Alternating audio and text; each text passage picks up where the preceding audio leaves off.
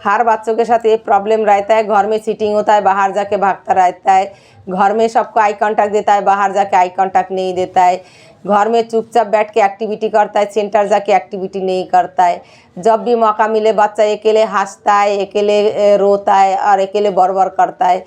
जब भी मौका मिलता है बच्चा इधर उधर मतलब बाहर जाके इधर उधर भागता रहता है और दूसरे बच्चों को स्कूल में जाके धक्का मारता है। फिर कुछ पेरेंट्स का ये कहना रहता है बच्चा घर पे एक्टिविटी कर लेता है, आई कांटेक्ट दे देता है, पढ़ाई का काम भी घर पे कर लेता है, लेकिन टीचर के पास जाके बच्चे पढ़ाई का काम नहीं करता है। ये सारे क्वेश्चन के आंसर शुरू से लास्ट तक देखेंगे तो इस वीडियो में आपको मिलेगा।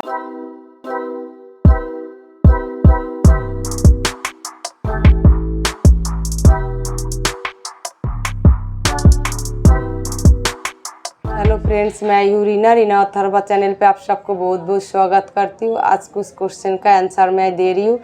एक पेरेंट्स का क्वेश्चन है, उसका बच्चा 7 साल हो गया, हाइपर है, अभी भी एक जगह पे टिक के बैठता नहीं है, राइटिंग में भी प्रॉब्लम है। तो उन्होंने पूछा मैम मेरा बच्चा क्या एडमिशन हो सकता है? क्यों नहीं हो सकता, ज़रूर होगा आपका बच्चा एडमिशन। तो अब स्कूल में जाके बात करो और एडमिशन कराओ, और रोज़ स्कूल में मत भेजो, हफ्ता में 1-2 दिन स्कूल भेजो थोड़ी टाइम के लिए, और बाकी टाइम आप घर पे उसके साथ एक्टिविटी कराओ, ये ज़्यादा ठीक रहेगा। पहले आप बच्चे को एक्टिविटी करा के काम डाउन करना चाहिए, उसके बाद रेगुलर स्कूल भेजना चाहिए। नहीं तो स्कूल जाके वो कुछ करेगा नहीं, बेफालतू में उसका टाइम बर्बाद हो जाएगा और उसको सीटिंग में भी दिक्कत आ जाएगा। तो बच्चे को सीटिंग आना घर से ही होता है, स्कूल से सीटिंग नहीं लाता है। घर पे हाइपर एक्टिविटी करके और सीटिंग एक्टिविटी करके बच्चे को सीटिंग लाना पड़ता है। उसके बाद ही बच्चा स्कूल जाके थोड़ी दिन प्रॉब्लम करता है, फिर बच्चा धीरे धीरे स्कूल में भी एडजस्ट कर लेता है, फिर बैठने लग जाता है। और एक क्वेश्चन का आंसर है, काफ़ी पेरेंट्स का एक क्वेश्चन रहता है मेरा बच्चा घर पे ठीक रहता है, बाहर जाके भागता रहता है। तो पेरेंट्स अगर बच्चा छोटा हो तो वो ऐसे ही करेगा कुछ साल तक। अगर आप ठीक से उसको घर पे हाइपर एक्टिविटी दिया और 3-4 घंटा उसका हाइपर एक्टिविटी कराया और सीटिंग एक्टिविटी कराया, कम से कम दिन में 4-5 घंटा आपने उसके साथ एक्टिविटी कराओगे, तो फिर जब जब बच्चे को एज बढ़ेगा धीरे धीरे उसको बाहर जाके भागना बंद हो जाएगा। और बाहर जब जाएंगे हाइपर बच्चे को लेके, तो अब जिसके पास वेट जैकेट है वो वेट जैकेट पहना के लेके जाएंगे, और जिसके पास वेट जैकेट नहीं है वो एक बैग में 1-1.5 किलो का पानी का बोतल डालेंगे और बच्चे को बैग में हैंगिंग करा देंगे शोल्डर में, और बच्चे को लेके बाहर जाएंगे और बच्चे को हमेशा घर पे हाइपर एक्टिविटी कराएंगे। तो अब जाके धीरे धीरे बच्चा समझदार होते होते फिर बाहर जाके भागना बंद कर देता है। अगर आप घर पे हाइपर एक्टिविटी नहीं किया, पूरा टाइम बच्चे को फ्री छोड़ दोगे, तो फिर बच्चा ऐसे ही करते रहेगा, बाहर जाके भी कंट्रोल करना फिर मुश्किल हो जाएगा। इसलिए घर पे हाइपर एक्टिविटी करने की ज़रूरत होता है, सीटिंग एक्टिविटी की, ग्रोस मोटर स्किल की एक्टिविटी, ऑक्यूपेशन थेरेपी की एक्टिविटी। जो बच्चा जितने ज़्यादा करेगा उसका बच्चा उतना जल्दी काम डाउन होगा और उसका बच्चा सीटिंग में उतना अच्छा आगे जाएगा और अटेंशन भी अच्छा बढ़ेगा। काफ़ी पेरेंट्स का ये कहना रहता है मेरा बच्चा स्कूल जाके मेरे पास सब कुछ कर लेता है, स्कूल जाके करता नहीं है। तो पेरेंट्स ये आने में टाइम लगता है, ऐसे नहीं है हमारा बच्चा हमारे साथ काम कर रहा है और स्कूल जाके मतलब टीचर की बात सुन के काम कर लेगा, इसके लिए टाइम लगता है। टेंशन लेने वाली कोई बात नहीं है। हम अगर घर पे प्रैक्टिस करते रहेंगे और बच्चे को इम्प्रूवमेंट लाते रहेंगे तो धीरे धीरे जब बच्चा बड़ा हो जाएगा स्कूल जाके भी टीचर की कहना भी मानेगा, ब्लैक बोर्ड कॉपी भी करेगा। ब्लैक बोर्ड कॉपी करने का जो एक्टिविटी है वो घर पे हमें रेगुलर प्रैक्टिस करना चाहिए। और घर पे जो अलग अलग लोग होता है उनके साथ भी बच्चे को थोड़ी देर के लिए अलग अलग पढ़ाई एक्टिविटी 2-2 मिनट के लिए करने का हैबिट होना चाहिए। और शुरू में बच्चा स्कूल जाके सेट नहीं होता है। जब अथर्वा पहले स्कूल गया था, अथर्वा से 7.5 साल तक ऐसे ही था। अभी स्कूल जाके 9.5 साल में अभी स्कूल जाके अथर्वा प्रॉपर बैठता है और ब्लैक बोर्ड कॉपी करके लेके आता है। वो भी थोड़ा बहुत प्रॉब्लम हो जाता है, जैसे 5 क्वेश्चन आंसर ब्लैक बोर्ड में लिख दिया तो अथर्वा 3 क्वेश्चन आंसर लिख के लाता है, 2 नहीं लिख सकता है, क्योंकि अथर्वा थोड़ा सा लेजी, मतलब ये बच्चा इतना फास्ट हैंड राइटिंग नहीं कर सकता है, थोड़ा धीरे करता है। इसलिए वो 3 कंप्लीट करके लाता है और 2 नहीं ला सकता है। तो इसमें टेंशन वाली कोई बात नहीं है, मैं इस बातों में ज़्यादा टेंशन नहीं लेती हूँ। अथर्व स्कूल जाके क्या करता है नहीं करता है, मैंने ये देखा एज के हिसाब से घर पे अगर हम सिखाते रहे, काम करते रहे, बच्चे को समझाते रहे तो एज के हिसाब से हमारा बच्चा भी बहुत कुछ सीख जाता है। बाहर जाके भी हर कुछ कर लेगा, थोड़ा टाइम लगेगा, उसके लिए हमें घर पे प्रैक्टिस करना होता है और वेट करना पड़ता है जब बच्चा बड़ा हो जाए तब तक करेगा। छोटा बच्चा ये नहीं कर सकता, इसलिए टेंशन लेने वाली कोई बात नहीं है। आप घर पे प्रैक्टिस करते रहो, बाहर जाके भी बच्चा थोड़ा सा इम्प्रूवमेंट आएगा और थोड़ा बड़ा होगा, इसके हिसाब से कर ले। क्वेश्चन रहता है जो मेरा बच्चा मेरे साथ एक्टिविटी कर लेता है, सेंटर जाके एक्टिविटी नहीं करता है। ये हर एक बच्चे के साथ ये प्रॉब्लम होता है। हर एक बच्चा माँ के साथ एक्टिविटी अच्छा से कर लेता है, लेकिन सेंटर जाके ना आई कांटेक्ट देता है, ना एक जगह पे बैठ के एक्टिविटी करता है। अथर्वा भी ऐसे ही था, बहुत प्रॉब्लम हुआ था। 6 महीना तक अथर्वा मेरे गोदी में बैठ के एक्टिविटी करता था सेंटर, मतलब थेरेपी क्लास जाके, और बहुत रोता था, तो बहुत मुश्किल हुआ था। फिर धीरे धीरे मैं बाथरूम जाने की बात करके, बाहर जाने की बात करके 1-2 सेकंड के लिए उसको दूर रख के फिर अथर्वा की हैबिट हुआ अकेले थेरेपिस्ट के साथ बैठ के काम करने की। शुरू में अथर्वा 6 महीना बहुत चिल्लाया, बहुत रोया और मेरे गोदी में बैठ के काम कर रही थी। तो घर पे अगर हम प्रैक्टिस करते रहे, एक्टिविटी करते रहे, तो धीरे धीरे बच्चे को इम्प्रूवमेंट आ जाता है।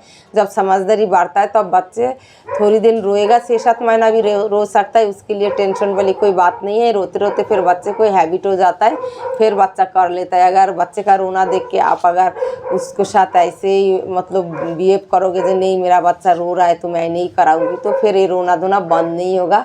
थोड़ा सा हमें भी मजबूत होना पड़ता है। बच्चा रोता है तो कभी कभार रोने देना चाहिए, नहीं तो बच्चा फिर पता लग जाता है जब मैं रो रही हूँ तो ये काम से मेरे मामा मेरा जेद पूरा करेगा तो मैं रोते जाऊँ, तो ये बच्चे को ये समझ आ जाता है। इसलिए बच्चा रोएगा और आप उसको बात मान जाओगे तो फिर आगे जाके भी रोते रहेगा और उसको बात मानना पड़ेगा। इसलिए सेंटर पे थोड़ी दिन अगर रोए कोई नहीं, 6 महीना भी रोए, रोने दीजिए और धीरे धीरे आप बच्चों से थोड़ा सा दूर जाके काम करने का आदत डालिए। पेरेंट्स का ये क्वेश्चन रहता है मेरा बच्चा स्कूल जाके दूसरे बच्चों को धक्का मारता है, तो पेरेंट्स को हाइपर एक्टिविटी है इसलिए दूसरे बच्चों को धक्का मारता है। आप घर पे हाइपर एक्टिविटी जरूर कराइए 3-4 घंटा। और एक काम करना है, पुलिंग पुशिंग जो एक्टिविटी है, धक्का मारने का मतलब पुशिंग का जो एक्टिविटी, पुलिंग का जो एक्टिविटी है वो ज़रूर करना है बच्चों के साथ रेगुलर। अगर रेगुलर 10 मिनट अगर आप पुलिंग पुशिंग एक्टिविटी कराएंगे तो धीरे धीरे आपका बच्चे का ये जो धक्का मारने का कॉन्सेप्ट है वो धीरे धीरे ख़त्म हो जाएगा। तो मैंने अथर्वा को 3 ईयर्स से शुरू किया था, तो इसलिए अथर्वा 4.5 साल में स्कूल जाके भी कभी किसी को धक्का नहीं मारा।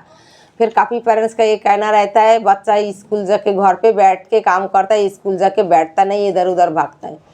तो अथर्वा भी ऐसे ही करता था, स्कूल जाके बैठता नहीं था। मतलब 2 साल तक तो ऐसे ही चला, स्कूल जाके एक कोने पे खड़ा रहता था, अपने आप बरबर करता रहता था, क्या बोलता था पता नहीं था। टीचर बुलाने से भी आई कांटेक्ट नहीं देता था। लेकिन मैंने पूरा टाइम स्कूल नहीं छोड़ा। अगर 4-5 घंटा बच्चे को स्कूल छोड़ेंगे तो फिर बच्चे को एक्टिविटी का टाइम वेस्ट हो जाएगा। इसलिए हमेशा मैं ये कोशिश किया जो अथर्वा को 2 घंटा स्कूल छोड़ा, बाकी टाइम घर ला के मैं एक्टिविटी कराई और उसको समझाई, तो धीरे धीरे बच्चे अथर्वा में इम्प्रूवमेंट आया। ये जो प्रॉब्लम है ये सॉल्व हो गया। काफ़ी पेरेंट्स का ये क्वेश्चन रहता है जे बच्चा मतलब खाने में दिक्कत रहता है, कोई भी खाना हो तो खाना नहीं चाहता है। तो मेरे बच्चों में भी खाने का दिक्कत था, तो मेरे बच्चे को मैंने क्या किया, कोई भी खाना थोड़ा सा फिंगर में लेके उसको हर रोज़ मुंह पे टेस्ट देती थी।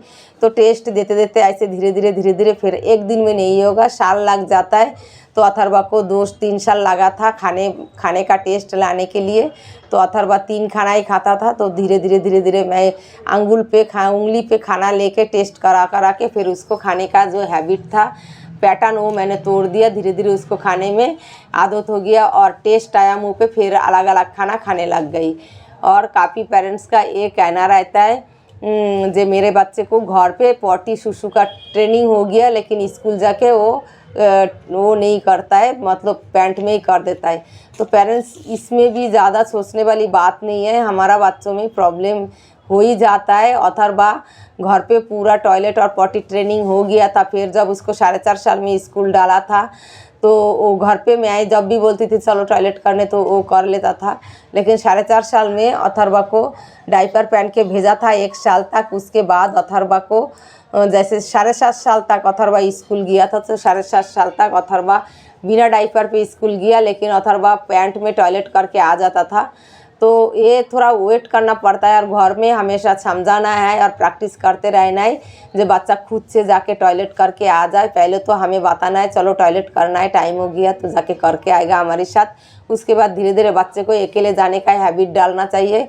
उसके बाद बाहर जाके स्कूल में भी पैंट में करके आए तो टेंशन वाली कोई बात नहीं है। मेरा बच्चा भी 7.5 साल तक पैंट में टॉयलेट करके आता था। मैं जब लेने जाता था देखता था अथर्वा की पैंट गीला है। इस बार 9.5 साल में जब अथर्वा स्कूल जा रहा है तो उसमें इतना इम्प्रूवमेंट आ गया जो खुद बाथरूम जाके वॉशरूम जाके टॉयलेट करके आ जाता है, पैंट गीला नहीं करता है। तो उसका वीडियो भी मैं स्कूल की जो जर्नी है उस वीडियो में डाला था।